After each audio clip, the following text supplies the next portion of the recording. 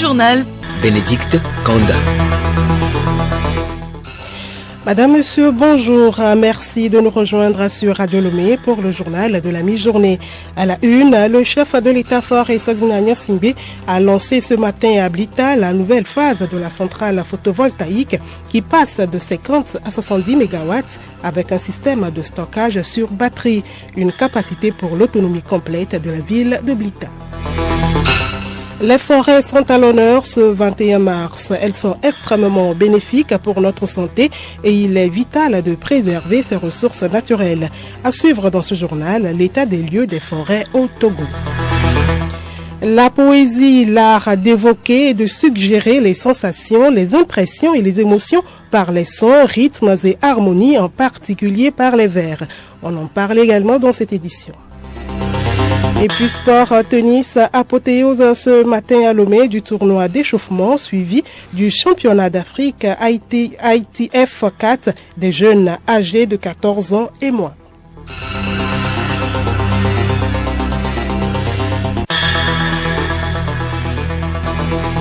Radiolomé.tg. Merci de nous rejoindre. Le président de la République Faure Essaouzina Nyasingbe a procédé ce matin à Blita au lancement de la nouvelle phase de la plus grande centrale photovoltaïque de l'Afrique de l'Ouest, dotée de trackers solaires et alimentant 160 000 ménages. Depuis Blita, d'où nous appelle notre reporter Juliette Kamdé. Ce qui est vraiment impressionnant ici, ce n'est pas ce public des grands jours. C'est plutôt la centrale qui va être étendue. Déjà, c'est une grande centrale. Les plaques solaires sont à perte de vue, difficiles à délimiter à vue d'œil. 20 minutes de marche ne suffisent pas pour faire le tour de ce site. Il s'agit de plaques grises noirâtres, mobiles, qui basculent d'est en ouest au cours de la journée pour avoir une meilleure exposition au soleil à mesure qu'il monte dans le ciel. C'est un site sur une centaine d'hectares, 92 hectares précisément, avec une capacité de 50 MW qui desservent Blita, Atakpami et Sokodé. L'extension dont le lancement va avoir lieu d'ici un moment concerne 27 hectares avec 20 MW supplémentaires pour stabiliser la centrale existante et réduire à coup sûr la dépendance en électricité du Togo vis-à-vis de ses voisins, le Ghana ou encore le Bénin. Il est probable que je vous rappelle courant de cette édition. Du coup, je vous dis à probablement bientôt. Juliette Kamdé depuis Blita. Merci à vous, Juliette Kamdé. Nous sommes à l'écoute. Rappelons que le chef de l'État-fort Essaouzina Nyasingbe a échangé hier avec son homologue du Niger, Mohamed Bazoum, en visite d'amitié et de travail au Togo. Les discussions ont porté sur la coopération bilatérale et la situation sécuritaire de la sous-région. Mohamed Bazoum, qui d'ailleurs est apaisé après la libération du journaliste français Olivier Dubois. Ce dernier est donc libre après plus de 700 jours passés aux mains de ses ravisseurs du groupe de soutien à l'islam et aux musulmans. Célébration ce 21 mars de la Journée mondiale des forêts. Dans un contexte de dégradation du climat et d'émissions de gaz à effet de serre, le Togo a pris l'engagement de restaurer et de protéger les terres et les espaces forestiers. Ainsi, des actions sont menées pour une gestion plus durable des forêts. Quel est l'état des lieux des forêts? La réponse dans ce dossier de Pacom Johnson. Au Togo, les forêts couvrent près d'un quart du territoire. Elles sont cependant pour la plupart d'entre elles menacées du fait de la coupe de bois pour servir de combustible et de l'extension des terres cultivées. D'autre part, l'absence de plans d'aménagement et d'espaces de concertation entraîne une exploitation non durable des ressources naturelles telles les forêts et sols. À cet effet, un projet initié pour protéger et aménager durablement les forêts sensibles vise 3 régions, notamment les régions des savanes, de la Kara et centrale. Il est question, entre autres, de créer ou restaurer des forêts communautaires, renforcer des communautés locales et la mise en place d'une activité génératrice de revenus permettant de diminuer la pression sur ces sites et sur ces forêts. Une charte pour la protection durable de ces 11 et 9 forêts classées a été signée par les bénéficiaires. Pas comme Johnson, une autre journée est célébrée ce 21 mars, celle de la poésie, proclamée par la Conférence générale de l'UNESCO à Paris. Cette journée encourage la lecture, la rédaction, la publication et l'enseignement dans le monde entier et donne une reconnaissance aux mouvements nationaux, régionaux et internationaux qui célèbrent la poésie. Qu'est-ce que la poésie apporte à l'être humain? Élément de réponse dans ce magazine de Geneviève Bognon. Art d'évoquer et de suggérer les sensations, les impressions, les émotions les plus vives par l'union des sons, des rythmes, des harmonies, en particulier les vers. La poésie a une histoire. Nomagno Koudavi, vice-président de l'Association des écrivains du Togo, poète. Depuis les temps immémoriaux, la poésie est une parole incantatoire. En Afrique, il faut penser d'abord à la poésie des griots. Autrement dit, toute poésie, avant d'être écriture, est célébration orale. S'agissant donc de la poésie orale traditionnelle, nous pouvons citer celle de Agevoudou, le griot de Pagoda, Azingido chez les Thèmes, chez les Wachi de Tablebo, de Tchevier, de Vauban. Il existe une forme de poésie funèbre qu'on appelle Nwachebi. Dans chaque peuple, la poésie est une réalité vivante. En Afrique, on citera les chants religieux animistes aussi. En Occident, on parlera d'abord de la poésie médiévale avec les troubadours et les trouvères par exemple. Nous voulons dire que la poésie est d'abord chantée. Elle est un moyen pour le poète d'extérioriser ses sentiments, notamment par le biais des mots. La poésie permet également au poète d'exprimer l'authenticité de ses émotions, de sa sensibilité, de son intimité. Bref, la poésie exprime, dénonce, célèbre, révèle, invente et guide. Retrouvons Nomagno Koudavi. À part le souci du beau, la poésie peut permettre aussi de connaître l'homme, de connaître l'être humain, de connaître le monde. C'est ainsi que Jeanne Bourrin, par exemple, dira qu'un livre de poèmes n'est rien qu'un cœur ouvert. À Victor Hugo de renchérir, insensé qui croit que je ne suis pas toi. Et on peut penser ainsi à son poème Demain dès l'aube, que presque tout le monde connaît. La poésie reflète nos réalités. La poésie est source de plaisir par sa musicalité. La poésie est engagement. Et les écrivains engagés sont convaincus que la littérature peut sauver le monde, voire le sauver. Que devient aujourd'hui la poésie face aux réseaux sociaux? Le poète répond. Avec l'avènement des arts dynamiques, avec l'avènement de la radio, de la télévision, avec beaucoup craint pour la littérature. La poésie n'est pas qu'écrite. La poésie est avant tout orale. Il est vrai, nous sommes dans une civilisation mécanique avec ses avantages et ses inconvénients. Mais le poète et la poésie, il n'y a pas d'inquiétude. Surtout qu'aujourd'hui, avec le slam, aujourd'hui, la poésie a repris beaucoup de force. Il est vrai, les réseaux sociaux ont envahi le monde, mais si vous prenez seulement l'exemple de la poésie togolaise, eh bien, c'est maintenant que la poésie togolaise connaît une grande vitalité. Tout compte fait, la poésie conduit l'être humain vers la lumière et l'aide à s'adapter au monde. Merci à vous, Geneviève Pognon. La suite de cette édition, Journée internationale de la francophonie observée hier. L'événement est mis sous le signe de la diversité culturelle et de la créativité. Au Togo, la journée a connu une soirée de dîner au cours de laquelle a été déroulée une fresque murale. Compte rendu, Théophile Akbonou, Raoul Tetonyake.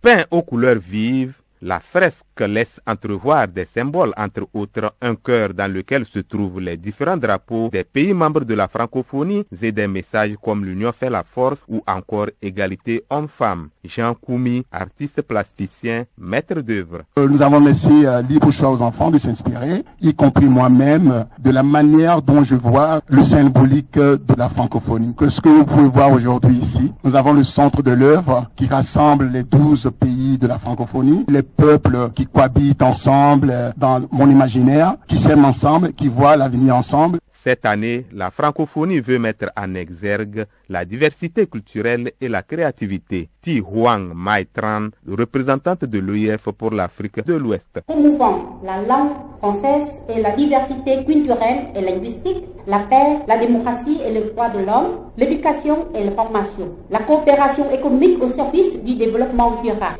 Pour atteindre les objectifs qui nous ont été assignés par Madame la secrétaire générale de la francophonie et par les États membres de l'OIF. Notre représentation s'appuie sur des partenaires indispensables. L'événement a eu lieu en présence de plusieurs personnalités, notamment le ministre de la Communication et des Médias, professeur Akoda Aïwadan, ainsi que des ambassadeurs accrédités au Togo. Raoul Tetoniak est toujours dans le cadre de la célébration de cette journée. L'École supérieure des affaires ESA a procédé au démarrage des Jeux de la francophonie. Objectif, renforcer le partenariat scientifique, culturel et social entre les partenaires locaux de l'agence universitaire française. Nabara Nafara Noudar.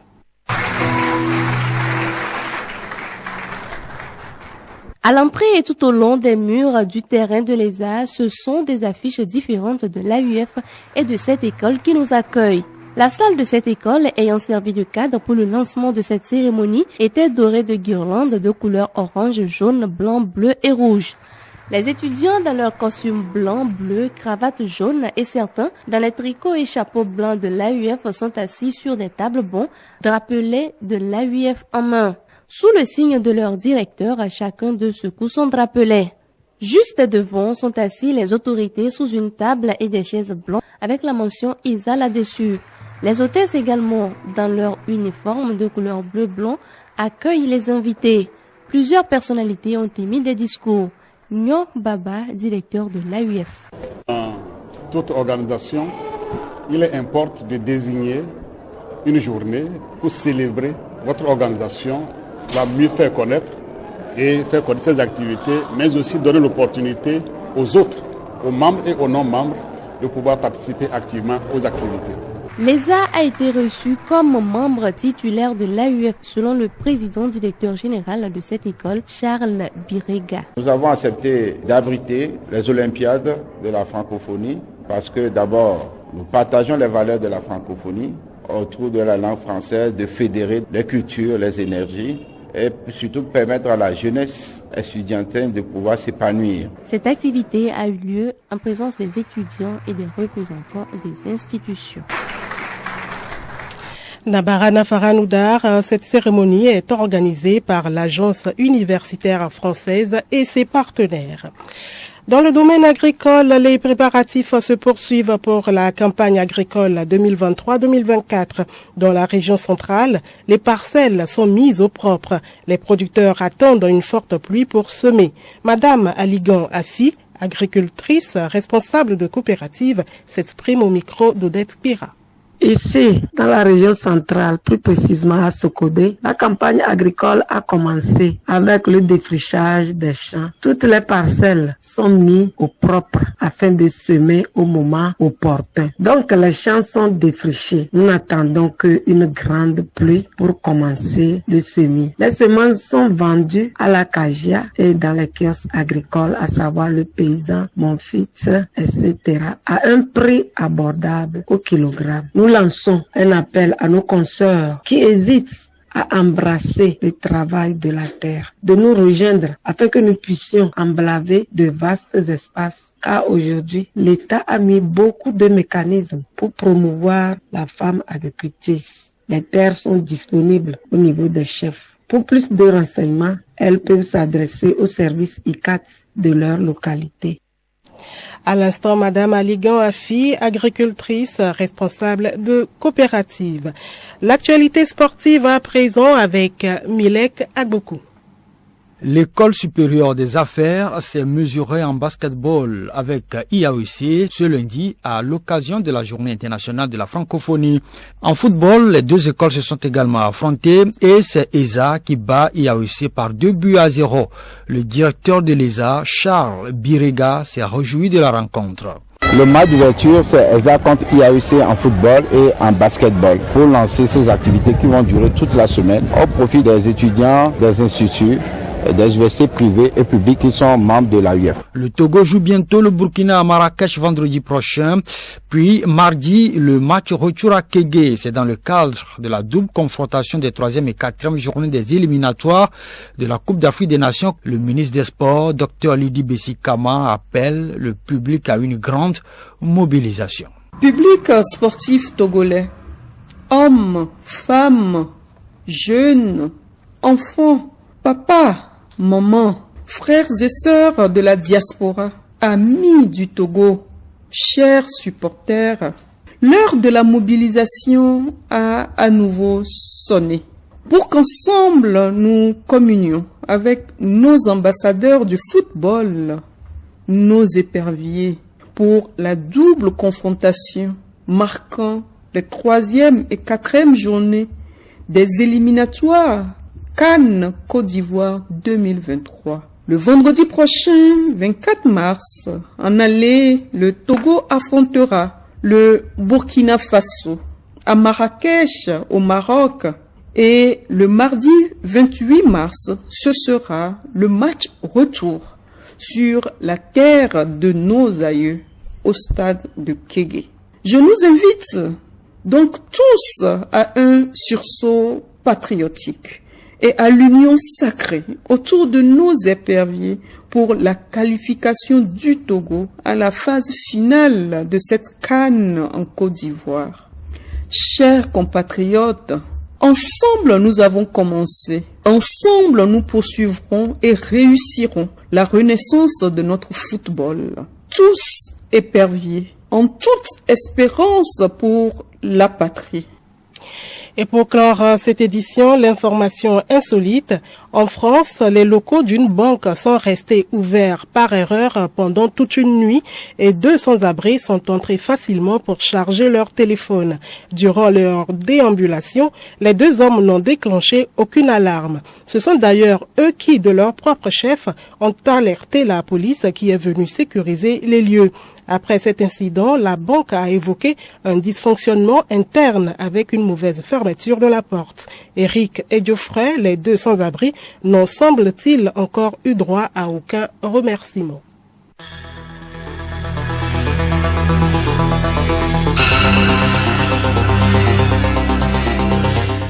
Madame, Monsieur, voilà, c'est la fin de ce journal. Merci de votre bienveillante attention à retenir dans l'actualité le lancement ce matin par le chef de l'État de la nouvelle phase de la centrale photovoltaïque à Blita. Restez avec nous pour la suite de nos programmes.